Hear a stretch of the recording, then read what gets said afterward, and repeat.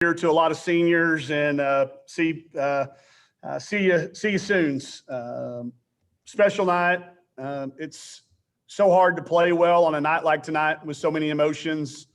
But I thought from the get-go there was a special feeling, and it just continued throughout. Paul, go ahead. All right. Well, let's talk about. I know everybody wants to talk about the threes, but I'm going to ask you about your team's response to the shot that Alabama came back at you to start that second half. Been there, there was, it was again. I told the assistant, told Todd and Chantel to keep me posted. I didn't want it to go past 5. So if it gets to 5, let's take 1 and just regroup. Listen, Alabama's explosive. They're 8-2 on the road this year.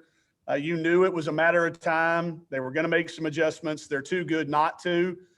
I told them, this is why you've played the way you've played, so you can withstand that run and still be ahead instead of being behind. So, you hate to see it. And gosh, I wish we were one of those teams that could go from up 15 or 18 to up 30. I just don't know that that's us, So, fact that we've been there, fact that we've got a lot of upperclassmen, fact that we got a lot of confident kids, just keep giving them confidence and, let them go do what we've been doing all year long. Don't try to draw up some new play although we did do that yesterday. We put one new play in. It helped us a lot today, but just keep it simple. Just told them to be the best team they could be. And I thought they did that for, to lead 36 minutes of the game against a team like this, pretty good thing. Paul, we'll stay with you. Just talk about the Amber's evening. I mean, as Randy put it, she was in a zone, no question. I don't know what one feels like. I just asked her. I said, "Is that what one looks like when you see it?" But yeah, and she's so capable of doing that at any point in time. The shots were wide. The shots they were getting her were so open. You just expect her to make them all. I think tonight I look at that game. Obviously Amber had a massive game, but that's what she does. Okay. That's what, when she's open, she makes threes. Mac did what Mac does. Chelsea does what Chelsea does. Jalen came in. I think she was plus 15, didn't score. Maybe did she not score, but she's plus 15. I thought if you look at our stat sheet, every single person all the way down to Avery Hughes coming in and getting fouled and going 3 for 3, everybody filled their role, and to do it on a senior night in front of a sold-out crowd against UConn's one thing, but to sell out senior night, that shows you how awesome Razorback Nation is and how important this group of kids has been to that our fan base. How big do you think this game was to carry you into the SEC tournament? Our kids all poked their head in and saw the reveal right before we took the field. And to see our name in there is really cool. And part of the pregame speech was, I hope that's not the only time we see our name there. We've got now, there's, I think, 3 teams that were in the reveal ended up losing. We didn't want to be one of those teams. I think it means we have some momentum. I think the SEC tournament obviously has importance. It's the first time I think that we've been here that we've gone into that thing knowing for sure we're in the NCAA tournament. So it'll have a different feel. It's going to have a different setup and a different environment, but we're looking forward to whatever that brings us to. Randy, we'll go to you. Mike, you talked about emotions. Talk about your emotions today. What you went through. I imagine when you talk about focus, it was hard to really focus at times on tonight's game. It was, and I tried to do myself a favor. I wrote their cards out earlier in the week. I tried not to do it at the last minute, but each one of those kids are so special in their unique ways, and they're the reason they all came here and the conversations that we had, talking them into being Razorbacks, they all come full circle. I'm usually okay on senior night, okay, because I know I'm going to see them again tomorrow. The time that gets me is banquet time. So I made it through tonight with just a couple of well-ups, mainly hearing their parents talk about them and their friends and their loved ones, and then hearing their teammates talk to each other. But I made it through fine. It'll be banquet night that I'm a blubbering idiot. So I survived. All right. Paul spoke about the threes, the zone that Amber was in. But for 3 quarters, you may have played your best game this season. take out the third quarter, and you might say it was almost a perfect game. Yeah. Now, using the terminology of my partner, Rick Schaefer, unbelievable. If I'd have told you that you would have set an SEC record tonight for 3-point baskets made and that over half of your shots would come from beyond the 3-point line. Alabama's traditionally a zone team, and they're really, we didn't get to play Vanderbilt this year, who's another traditionally zone team. I didn't know whether they would stick with it. They stuck with it for a long time. And that's typically what we do. We don't turn it over against zone, and we get great shots, which if you give us those same 40 shots or 39, I guarantee you if you went to our kids that shot them, they would bet their Pell Grant money that they would make more than 19. That's just how confident they are, and it's what they do. I wouldn't have necessarily predicted it, but I've been waiting for it. We've been waiting, and I still think we can do better.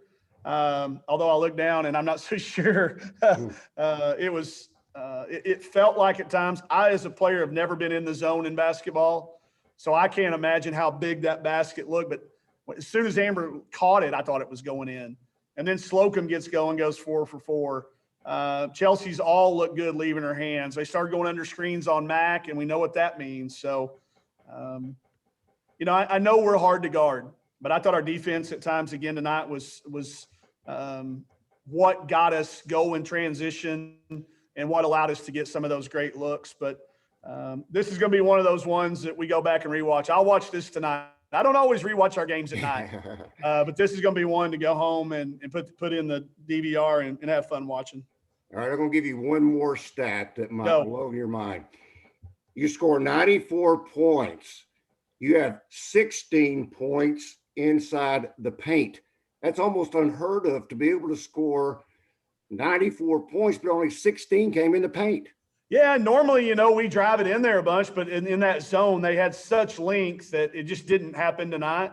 Normally, we're pretty close to about 50-50 points in the paint and points from the arc, but it's what they gave us tonight. Tonight it was the threes. And, I thought our decision-making was phenomenal. 8 turnovers is not very many in a game that had that type of pace.